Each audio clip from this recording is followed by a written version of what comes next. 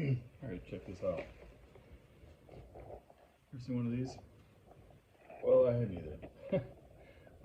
I've had some big trucks, 6500s, big trucks for work and stuff. I had an F600, but I'd never seen one of these, and it was on my 96 E150, my camper van.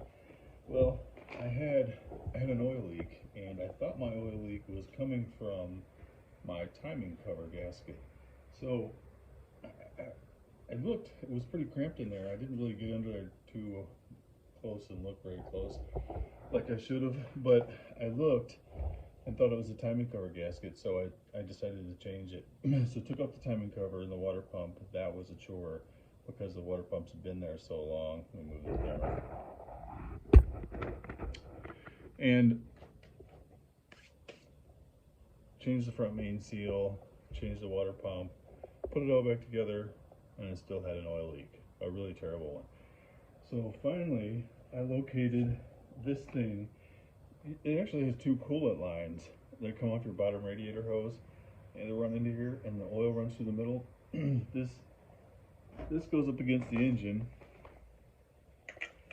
This goes up against this oil cooler, and your oil filter screws in right here. So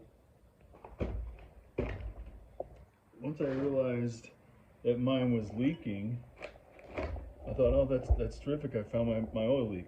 Well, I took it off and looked online, and they make replacements for 97 and newer, not 96 and older. So I couldn't find one to replace mine, and it was leaking like just right out of, I don't know if you can, I mean, you can't even really, you can see a little spot there, but I couldn't see.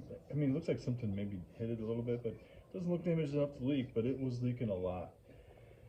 So I looked online and it said I can just delete it, just take it out.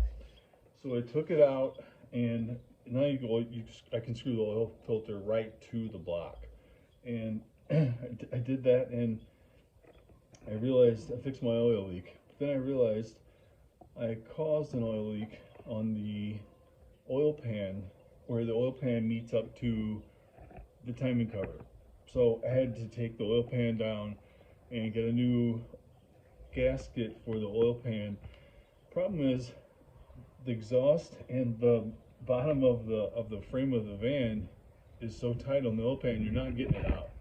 So I was really worried how I was going to do it, but I dropped it down and was able to get it down a couple inches, take out the old one, and I put the new gasket on from the outside of the oil pan and put it on, and I've been driving it for a while. It's a couple days now, no leak. So thrilled. If you have an oil pan gasket leak and you think, oh, this is impossible, well, I was told you had to jack up the engine, but I didn't. It's hard to do, but I've done a lot harder jobs working on trucks and cars. It wasn't that bad. You can change the oil pan gasket. But if you have a mystery oil leak, check your oil cooler. It took me a long time, weeks I went looking for this thing. Finally found the leak. Check your oil cooler.